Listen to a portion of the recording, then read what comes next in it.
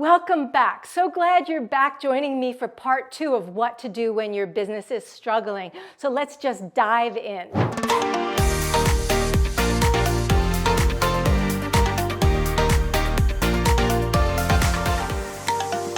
Okay, so how much does being in a disempowered state really impact your business? Well, I'm going to show you right now. So check this out. This is the massive cost of mindset, right? So just wasting 2 hours a day, it's total wasted time on stress, anxiety, worry, self-criticism, comparisonitis, I call it, right? It's the disease of comparing yourself to others. 2 hours a day, which most people spend far more than that in that suffering state, right? 730 hours a year.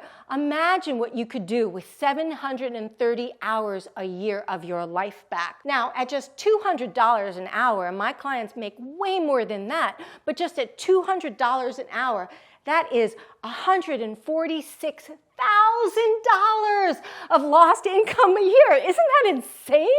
$146,000. That's $1.5 million lost over a decade, right? Just from 2 hours a day. Now, here's the thing also about working hard, because one of the things that I experience is if you're struggling in your business, you're probably trying to work even harder to make sure that you could get out of the struggle. Now, when you're in stress, that is in some form of fight, flight, or freeze, and you're in your sympathetic nervous system. And when you're in your sympathetic nervous system, you don't have access to creativity, to ideas, to inspiration, to higher levels of intelligence. So everything takes so much longer. And I'll give you an example. Many years ago, I had a coach who told me, this was before social media was quite so big for businesses to use as a strategy, and I had a coach who said to me, post 3 times a week. I was only posting once a week. And the reason I was only posting once a week is because it took me 2 hours to write a post. It was so painful. It was so incredibly painful. The idea of spending 6 hours a week on content, I was like, no way, I don't want to do this. Post 3 times a week. I was like, okay, so what can I do? I have to get myself out of my sympathetic nervous system. So what are the top 3 things that move me from a suffering state into a state, an empowered state? And for me, those 3 things were coaching, it was meditation, and it was dancing. So I'd crank up a tune and I'd start dancing, and then I'd sit down and I'd start typing. And within a month, each post started taking me only 30 minutes. So I collapsed that time from 6 hours to an hour and a half. And that's what's possible for you when you move out of a suffering state into an empowered state. And it's what I help my clients do all the time, because they all come to me and they're all stressed out from working ridiculous hours. And when they move into their parasympathetic nervous system, all of a sudden they have access to that inspiration, creativity, and ideas. They're able to get so much done in far less time. Now, if you want a really beautiful garden, not only do you have to pull out the weeds, which are the limiting beliefs in your garden getting in the way, but you have to stop digging up the seeds. Now, this is a pro tip that I'm giving you here because I cannot tell you how many entrepreneurs I work with start doing the mindset work, start doing the things that they think are the needle movers, and then they're all of a sudden, why isn't this working for me? Why isn't this working for me? I'm doing all the things, why isn't it working? The minute you go into that, you're in doubt and you start repelling it over again. So let's assume, for example, you're driving from New York to Chicago and it's a 9-hour drive, and you get about 2 hours in and you're like, are we there yet? Are we there yet? Why isn't this happening? Why aren't we there yet? Inadvertently, you don't realize what you've actually done is turned your car around and now you're driving back to New York. Now you catch yourself and you're like, oh my God, I'm doing this. Okay, go back to doing the things. Now you've turned your car again around and now you're driving yourself back to Chicago.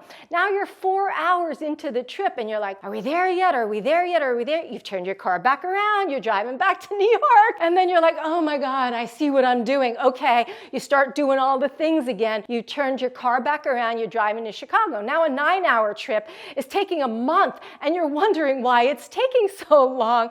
It's because you keep digging up the seeds. If you dig up the seeds to check if they're growing, they're gonna die. They're gonna wilt. They're not gonna thrive. You want a thriving business, so stop digging up your seeds. Keep taking the mindset action with trust and faith that it's going to work. That is the other necessary ingredient to plant that beautiful garden. Make sure you like and subscribe my videos so you can take the shiz out of your biz and move into that empowered state and start making the income you deserve. Okay, let me show you how this actually works. So here are the beliefs in your subconscious mind. Now those beliefs are creating thoughts. Like if you feel like you're not deserving of success, then you might have thoughts, this is never gonna happen for me. No matter what I do, it doesn't change. Or that client will never enroll with me. And those are the disempowering thoughts. Now those thoughts are creating feelings. They're creating feelings of doubt, worry, stress, fear, all kinds of things that they're creating here. And those feelings are determining the action you take, or sometimes inaction. It might be an inaction plan instead of an action plan that you're taking as a result of the feelings that you're getting. And the action that you take, because it isn't coming from an empowered place, is creating more results that you don't want. And that's why you keep getting the same results over and over and over again. Maybe they marginally change, but they're pretty much within like this tight little boundary of the kinds of results that you're getting. Now, once you get crappy results, it's reinforcing the limiting belief that this is never gonna work. And this is like a never-ending loop and a cycle that then becomes the same results over and over and over and over and over again. So what you want to do is actually change that. So you change the beliefs at the start. So you start having more empowering thoughts. I can do this. I deserve to have this success. It can be easy and effortless for me. Then that creates feel-good feelings, right? And then the action that you take from that is more aligned with your business. And when you're taking action that's aligned with your business, now you're starting to see results. And now your new results, which are breaking out of that old pattern, are starting to reinforce the new beliefs that you've planted in your subconscious mind. So the key really is to get clear on the limiting beliefs that are going on in the first place. Shift it. Really, it's only a choice. It is just a decision that you make. Beliefs really are just a decision you made when you were young. So for example, let's say you went to your mom, she was in the kitchen cooking, and you were so excited, you're like 3-4 years old, and you have this drawing, and you show her this drawing, and she's like, get out of the way. And what you don't realize is she's got this huge pot of boiling water, and she's afraid she's gonna burn you, and so she moves you out of the way, and all of a sudden you internalize,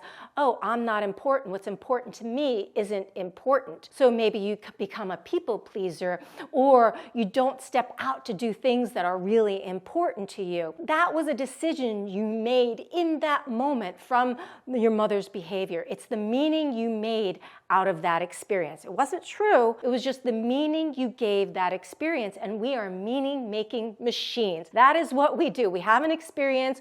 Our subconscious minds make a meaning out of it rather than just seeing it for the neutral experience that it is. And so you can now make a new decision, right? That is the key of make a new decision. I am deserving of this. And here's the evidence that will help my subconscious mind. Now, I can tell you there's a much faster way, but that's really the way for beginners to start that will make a huge impact in changing that cycle. So is it really possible to work less than 40 hours a week? Well, tune into my next video because I'm going to show you how to work less than 40 hours a week, and you can do it consistently and grow your income besides. Thanks. I'm Alaina, and I look forward to seeing you in the next video.